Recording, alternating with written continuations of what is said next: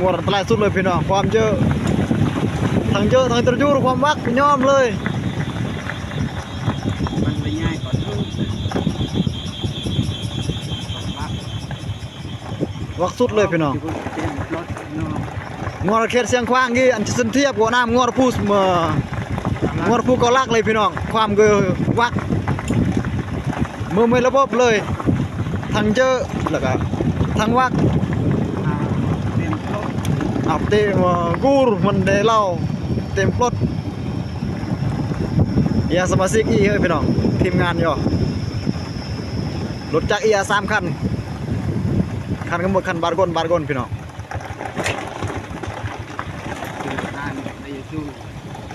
นี่ภาพก็จะไปก่อนแจ้งเลยพี่น้องหลังจากนั้นก็มาบริกบัว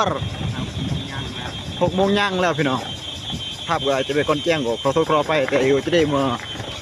ภาพก็น่าจะตอนพี่น้องเพื่อจันพี่น้องเนื่องเราใส่ย่อเดี๋ยวมือแนวมือ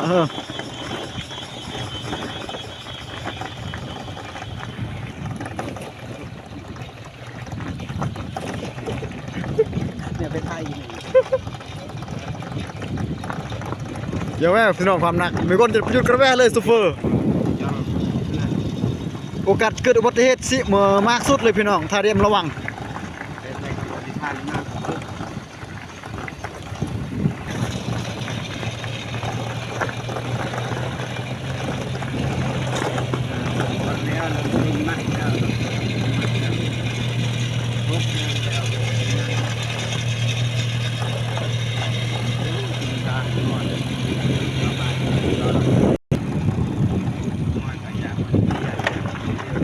เราพี่น้องหลังจากที่ยกลาดในเมืองม่ออีกก็ยอบุบตัวบ่ไม่กุ้งแต่ลังกี่เกิดแต่เข็ดกี่เกิด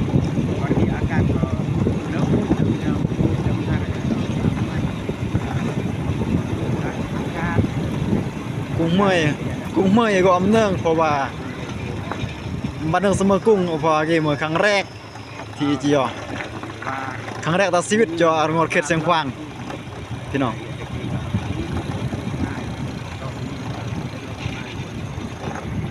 ดี